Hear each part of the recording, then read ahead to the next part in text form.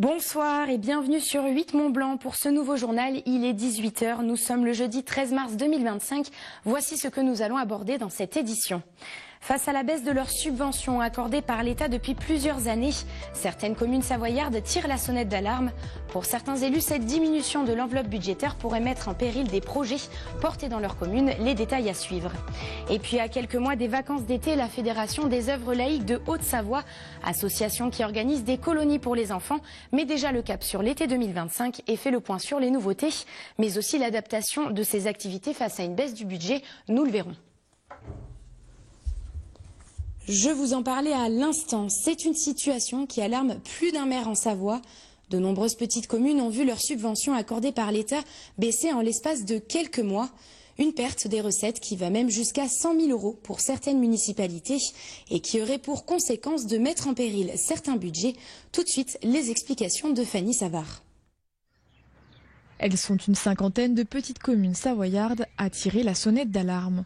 Deux dotations de l'État, la TAD, taxe additionnelle aux droits d'enregistrement, et le FDTP, le Fonds départemental de péréquation de la taxe professionnelle, ont vu leur montant changer à l'automne. Alors, Villard-d'Héry, 272 habitants. J'ai perdu, en 2023, 20 000. J'ai perdu 70 000 en 2024, 70 000, soit 90 000 en 2 ans. Une perte significative qui s'explique par la modification des modes de calcul de ces aides. L'enveloppe de ces fonds vient de l'État. De l'État, il donne, je dirais, l'enveloppe au département, qui définit les critères, qui donneront les attributions, les dotations, et le préfet fait un arrêté sur ce qui a été proposé par le département. Monsieur le préfet, en 2023, donc il y a 2 ans en arrière, avait constaté que les critères ne répondaient pas en globalité au texte de loi. Au total, l'enveloppe pour l'exercice 2024, destinée à plus de 230 communes de Savoie, a baissé de 15 %. Pour éviter de mettre son budget en déficit, l'élu de Villard-d'Héry a donc décidé de repousser certains travaux. Voilà la salle Liparis sur laquelle, depuis quelques années, elle a bien vécu. Donc ce qu'il faut aujourd'hui, c'est qu'on avait prévu de refaire les peintures.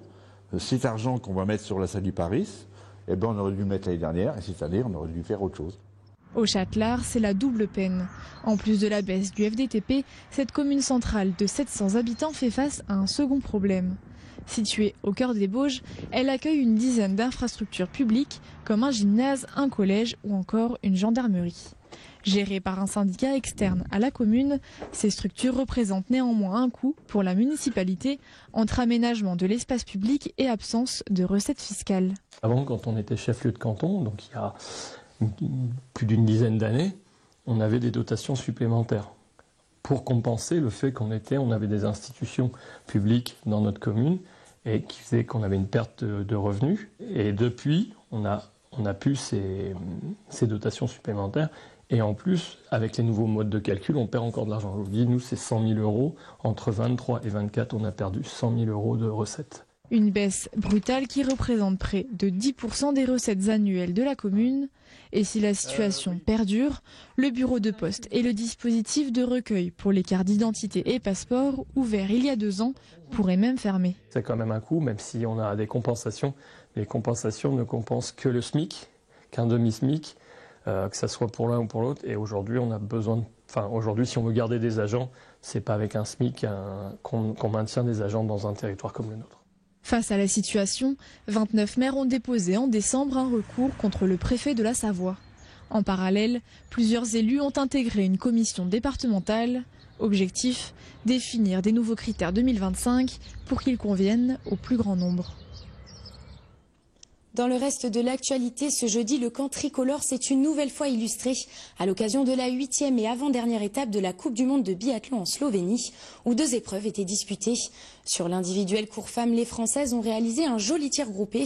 Après sa victoire sur la poursuite de 9 Mesto, Julia Simon a terminé première en réalisant le sans faute au tir devant la Suédoise Anna Öberg et l'Allemande Franziska Preuss. Arrivé 7e, Lou Jean Monod perd du terrain au classement général, mais décroche quand même le petit globe de cristal de la discipline. 3 autres Françaises terminent également dans le top 10, avec la 5e place pour Océane Michelon, juste devant Justine Bressas-Boucher, et la 10e place obtenue par Jeanne Richard. Chez les hommes, pas de podium en revanche sur cette épreuve. Quentin Fillon-Maillet, premier tricolore du classement sur cette épreuve, termine de son côté à 1 minute 29. On reste sur les pistes, mais direction à nouveau celle de Bessan. Je vous en parlais dans le journal d'hier, la station savoyarde accueille depuis plusieurs jours les épreuves nordiques des championnats du monde 2025 de paraski adapté. Cet événement regroupe l'élite mondiale de la discipline et vise à promouvoir l'inclusion. Mais au-delà de la simple vitrine sportive, il incarne aussi et surtout une ambition, celle de voir le paraski intégrer le programme des Jeux paralympiques d'hiver de 2030, comme vous allez pouvoir le constater avec ce reportage signé Kezia Poudou. Pas une seule discipline ouverte aux athlètes ayant une déficience intellectuelle dans le programme des Jeux paralympiques d'hiver. C'est l'un des constats que met en exergue ces championnats. Cet événement réunit l'élite du paraski nordique adapté à Bessan, mais aucun d'entre eux ne va concourir au JOP d'Italie dans un an. Cependant, ce rendez-vous pourrait peser dans la balance. On sait que pour Cortina, c'est fini, parce que ça se décide 4 à 5 ans avant les épreuves. Mais par contre, il y a un super timing avec 2030, une belle opportunité pour la France et pour le comité d'organisation français de marquer l'histoire des Jeux paralympiques en actant le retour des sportifs du sport adapté dans la famille paralympique. Ces athlètes n'ont pas toujours été écartés des Jeux paralympiques d'hiver. Une équipe de France était présente à Nagano en 1998, mais une tricherie assignée en 2020 a entraîné l'exclusion jusqu'en 2012 du sport adapté. Certaines disciplines ont ensuite été réintégrées au JOP d'été, comme la natation, le tennis de table et l'athlétisme, mais aucune dans la version hivernale. Une situation que la Fédération française de sport adapté et la Ligue Auvergne-Rhône-Alpes du sport adapté souhaitent modifier, et pour cela, ils comptent sur la FIS, la Fédération internationale de ski et de snowboard. Je crois savoir que des membres de la FIS sont présents et observe avec attention et intérêt nos sportifs et ce qu'ils sont capables de faire. Pour mettre toutes les chances de leur côté, la Fédération française de sport adapté, organisatrice de ses 13e championnats du monde, a souhaité utiliser les mêmes infrastructures que la FIS afin de laisser l'opportunité aux athlètes de montrer leur niveau de performance et ce, sur des équipements similaires. Ça va être déjà de faire reconnaître le niveau de nos sportifs qui sont capables et qui ont le niveau possible pour atteindre les Jeux paralympiques et les quotas et de faire des compétitions qui se rapprochent le plus possible de ce qui est proposé avec la Fédération internationale de ski, de se rapprocher le plus possible de ce qui se fait sur la FIS et sur les Jeux paralympiques. La présence ou non de sport adapté sera connue l'année prochaine à la suite des Jeux de Milano-Cortina. Quoi qu'il en soit, la décision finale reviendra au comité d'organisation et au comité international paralympique. Si on intègre des épreuves, il faut en sortir d'autres. Donc il y a déjà cette particularité que le nombre de médailles Evans est le même et restera le même. Et donc chaque paralympiade, le comité d'organisation et l'IPC peuvent déterminer de changer un peu le programme en faisant rentrer des nouvelles épreuves. Donc ça c'est l'ambition et l'objectif pour Alpes 2030, c'est effectivement d'intégrer de nouvelles épreuves ouvertes à la déficience intellectuelle et principalement sur les sports nordiques. Une chose est sûre, les Jeux paralympiques de Paris ont eu un véritable écho et participent fortement à l'inclusion des personnes ayant une déficience intellectuelle. En France, les clubs accueillant ces sportifs ont augmenté de près de 20%. Si l'hiver n'est pas encore terminé, les principaux organisateurs de colonies de vacances anticipent déjà l'arrivée de l'été et des séjours. C'est le cas de la Fédération des œuvres laïques de Haute-Savoie qui s'est réunie cette semaine avec ses partenaires pour présenter les nouveautés de l'année 2025. Un rendez-vous qui a aussi mis en lumière les nouvelles difficultés budgétaires auxquelles l'association doit faire face pour la saison estivale. Plus de précisions dans ce reportage de Jules Demeur.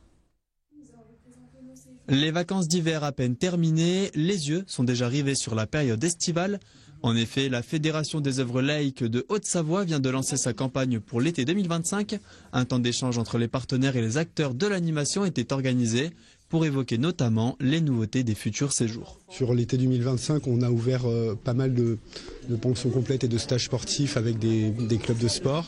Et du coup, on a nos nouveaux séjours qui sont vraiment orientés sur une dominante sportive, le VTT, la randonnée, le BMX, le skate, l'escalade, où les enfants sont là pour cette dominante. À côté, ils ont quelques autres activités en plus, mais c'est vraiment pour se spécialiser principalement dans un sport de montagne.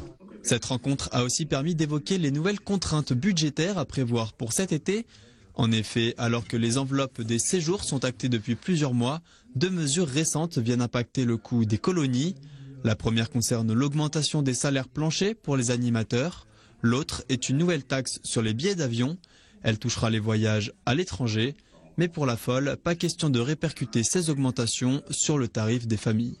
L'idée, c'est effectivement d'avoir un petit peu des actions sur notamment les prestations d'activité, avec des prestations d'activité peut-être un peu moins chères, peut-être de rationaliser un petit peu les normes personnelles. Voilà, ça c'est un travail qu'on a commencé à opérer avec nos directeurs. Par contre, on ne veut pas toucher à la qualité des séjours.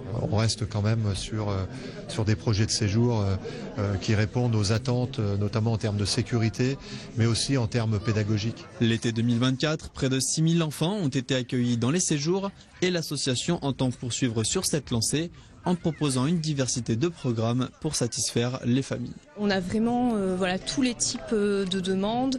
On peut avoir des familles qui veulent inscrire pour la première fois un enfant en colo, donc qui vont chercher un séjour de proximité pour être rassurés.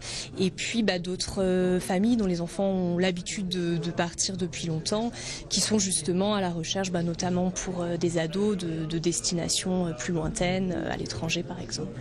De 3 à 17 ans, en Haute-Savoie ou à l'autre bout du monde, les séjours proposés devraient permettre à chaque enfant du territoire de trouver sa place. C'est la fin de ce journal. Merci d'avoir suivi l'actualité sur notre chaîne. Et comme toujours, merci à toute l'équipe pour son travail. Je laisse l'antenne à Thierry Paulme pour le point météo. Et je vous donne rendez-vous demain à 18 h pour un nouveau point sur l'information, présenté cette fois par Fanny Savard. Très belle soirée sur 8 Mont-Blanc et à bientôt.